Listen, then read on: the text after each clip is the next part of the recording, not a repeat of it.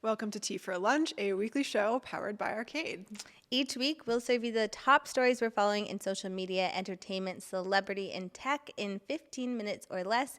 You can catch the show live on Instagram on Thursdays at about 12 p.m. Mountain Standard Time or on all podcast providers and YouTube on Fridays. Today, we're your hosts this week. I'm Mitzi. And I'm McKenna. Yay!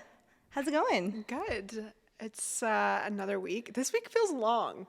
Yeah, it does. I was traveling for the first half of the week, so I'm like, what day is it? It should be Saturday. It feels like, yes. And it's Thursday. On Tuesday, I was like, it should be Thursday, and now it's Thursday, and I'm like... I know, it feels like a very long week for me. I was in Vancouver earlier this week for Beyoncé, and it was incredible. I don't even know how to summarize it. Like, it's exactly as magical as you'd think it would be, and more.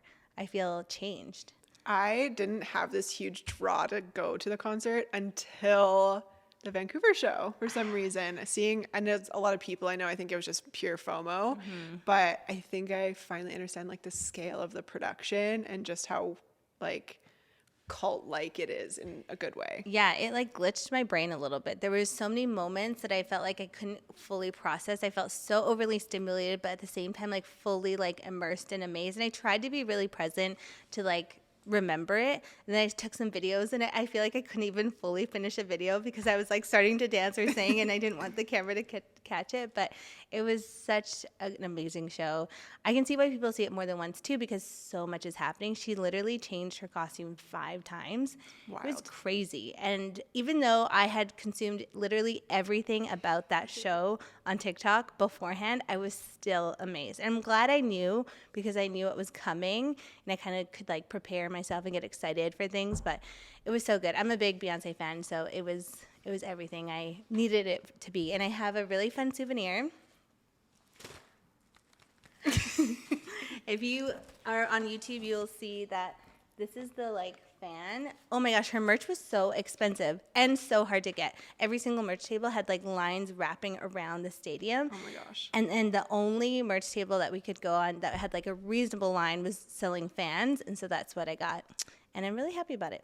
It's a cool fan. It'll look really cool on your wall. Yeah, it's going to stay in my office as a reminder. I love it. I did nothing this weekend, Oh, so great. you win. You win that one. Love it. Well, it was a great time. I feel very inspired and excited to be back in it. Fun. Survive one more day. We can do it. Let's dive in. Do it. Okay, first up, it's time for the Sips. This is your weekly rundown of top stories happening in social media. Instagram is now showing live videos in the feed. Instagram is also testing an option to add a welcome video for broadcast channel subscribers. Facebook is testing an option for users to share reels via SMS or text.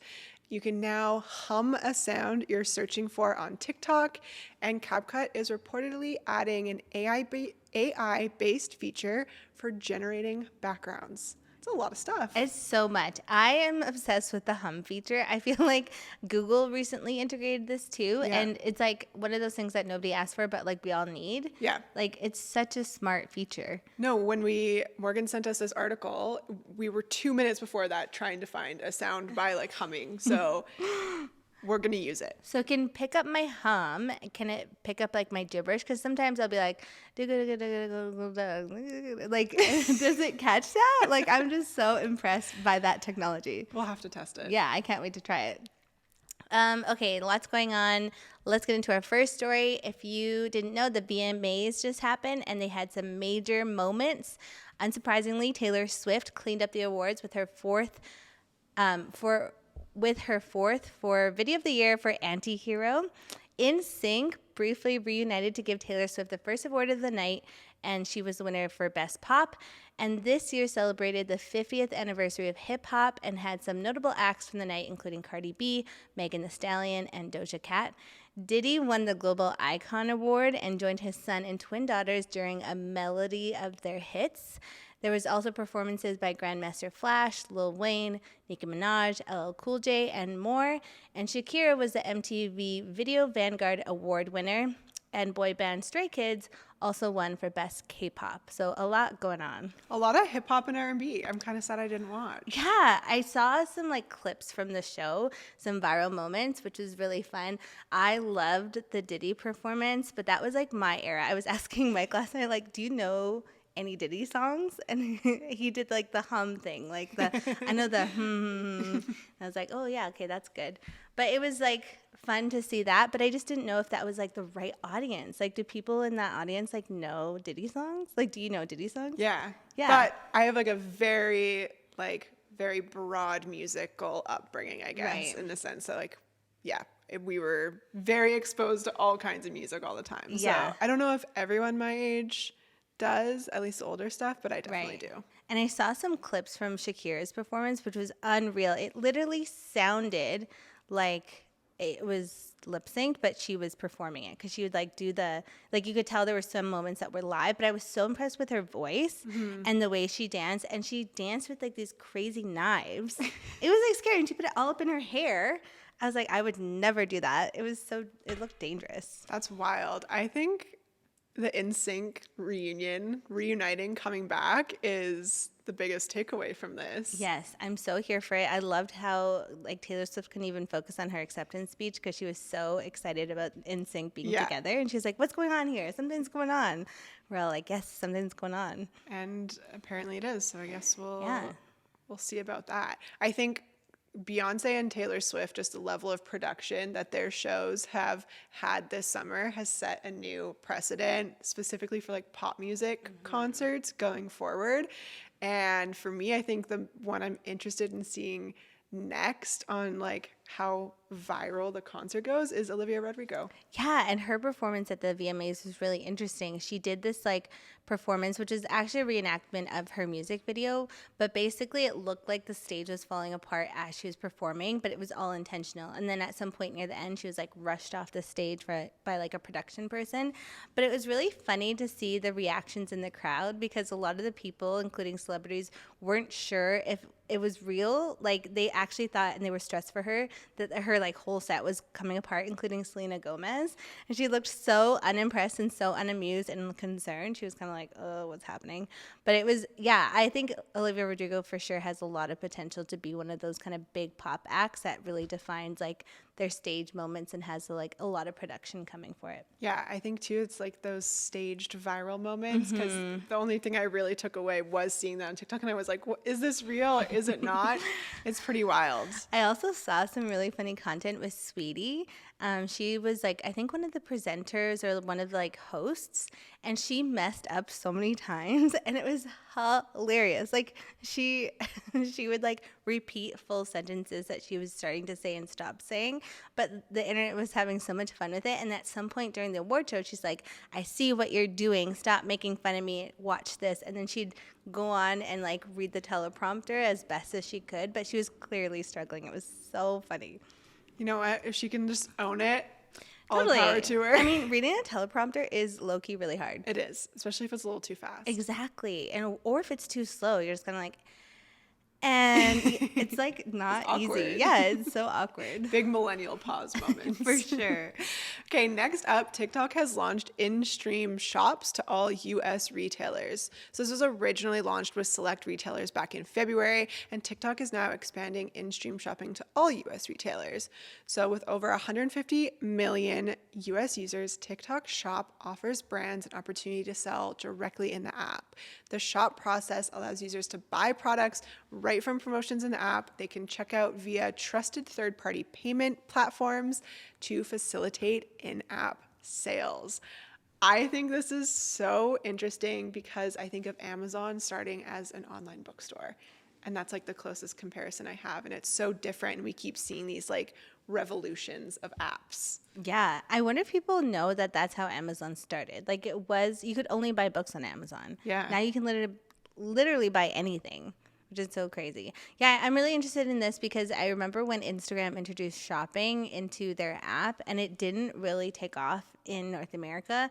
But I know that TikTok is a like China-based app, and in China, like live shopping and video shopping in general is like really, really popular. So it makes sense that they'd be exploring this. But I'm so curious if it's going to take off in the U.S. I guess, yeah, we'll have to see. I don't buy on Instagram, but I always buy from TikTok. I know TikTok has influenced so many of my purchases, but it's like I see someone else talk about a product and then that makes me interested. It's not really like the retailer that I'm buying from, if that makes sense. Yeah, that'll be the interesting thing is I want to see how this connects with like creators Totally. more than the shop itself. Yeah.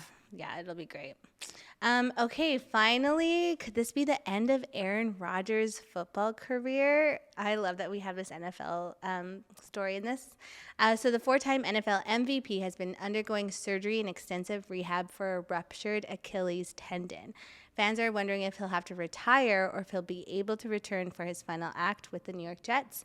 If you don't know, Aaron Rodgers is a very prominent football player. He is a quarterback, Hall of Fame credentials, including 475 career touchdowns, passes, and more than 59,000 passing yards. He's been in the NFL since 2005, and only Peyton Manning has ever won more NFL MVP awards than Aaron Rodgers.